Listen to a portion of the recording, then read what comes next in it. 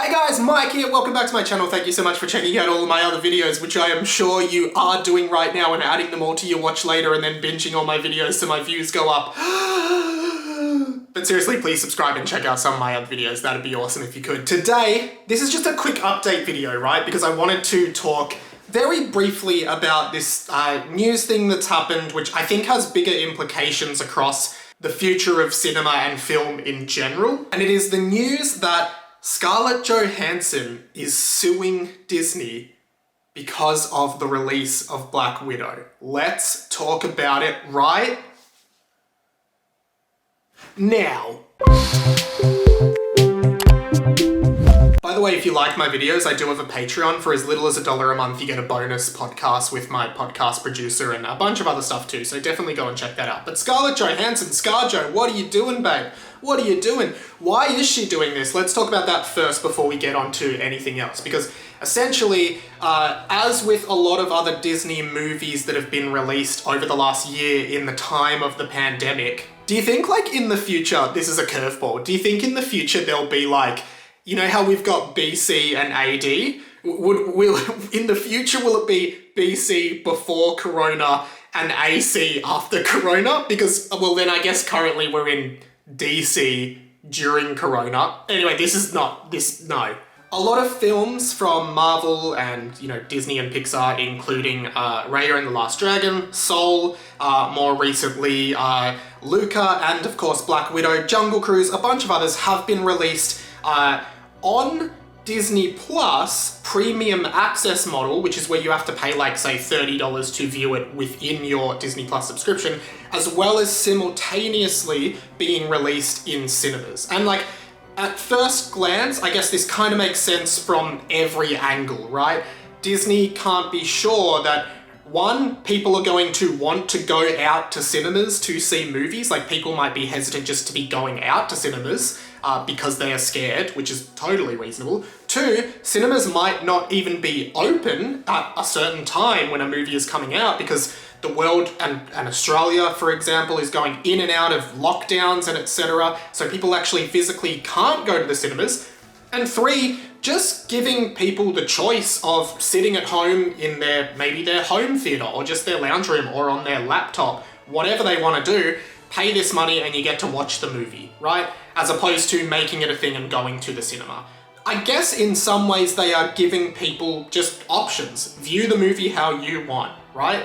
And I suppose for a family of, say, 2 parents and 2 kids, paying $30 is probably cheaper than paying, I don't know, maybe $10 each for kids' tickets and then $20 each for parents' tickets, right? You're saving a bit of money there. So it might be just a cheaper option for some people. However, that's kind of where we get into some of this deep water, troubled water. I think that's what I was going for there. I don't know.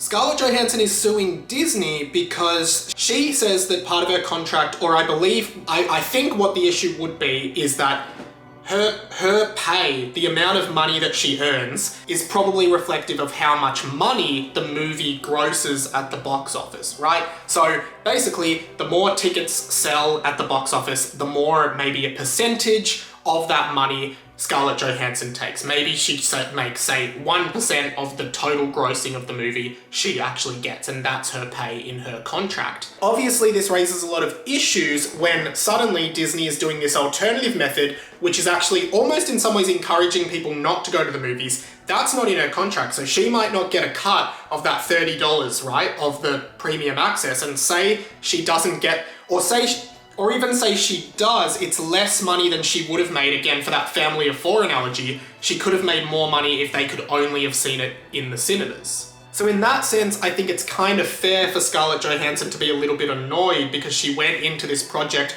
probably expecting to be earning a certain amount of money, but now that amount of money for her time and her work and her likeness and everything to play that character, which I imagine is quite valuable to Marvel and Disney, like as all of these actors are, I assume pretty much every lead character in the MCU could charge a pretty hefty fee, like an extremely hefty fee for being in one of the most profitable franchises of all time, right? I can definitely see like Tom Holland's management being like, hey, you need Tom to be Spider-Man, so this is how much money we want, right? And they don't really have a choice. It's kind of like a steep negotiation.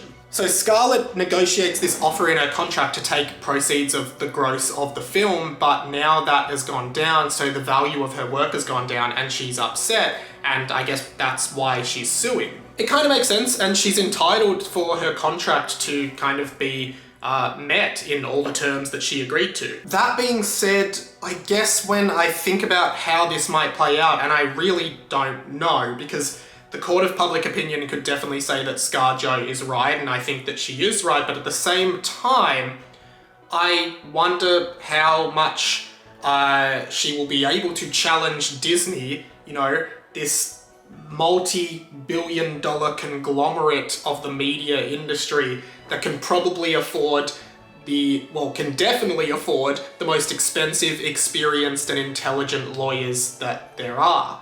You know, like, will Scarlett Johansson be able to stand up to Disney? And as well as that, how does it affect her relationship with Disney moving forward, right? Like, I understand that I haven't seen Black Widow yet, but obviously her character is dead in the MCU. It might change in Black Widow, I don't think it does. So I guess it doesn't affect her future employment with the MCU and with Disney and Marvel. In that regard, like the character of Black Widow, she won't be portraying again as far as we know. So maybe that's why she's trying to get as much money as she possibly can out of the character that she's played. But does it affect her relationship with Disney? I assume it would. There are rumors now that actors in Jungle Cruise are going to be taking similar action against Disney because that has had a similar release to Black Widow. I guess the implications of this are interesting because it's definitely a thing that actors will take proceeds of the gross as their pay. I'm pretty sure Robert Downey Jr. had a similar thing for Avengers or for one of the Iron Mans, right? He's took as pay a percentage of the profit of the movie. And I guess if movies are no longer going to be exclusive to cinemas, which I guess for the time being, you know, all of Disney's major releases over the last 18 months, Onward, Soul, Luca, Raya, you know, all these ones that I mentioned at the start as well, they have been put out as Disney Plus Premium Access, so that would affect those negotiations. I don't know what the implications are long term, but it is interesting to see how the landscape of cinema is really changing because of the pandemic. And who knows what the future of the film industry will be post-pandemic, or AAC, as I said earlier in the video. That is pretty much all I wanted to talk about. Let me know your thoughts in the comments below. Have you seen Black Widow? What did you think? And do you think Scarlett Johansson's doing the right thing? Let me know as well. Subscribe. I've done a bunch of videos on a bunch of TV shows that I would love for you to check out. And if you recommend my videos and my channel to a friend, I'd really appreciate it as well. Thank you so much. You can go to radiomike.com.au to find out more about me and what I do and all the content I make. Until next time, goodbye. But I went to run my hand through your hair and I noticed you were attached to string. You were a puppet this whole time, you were attached to string.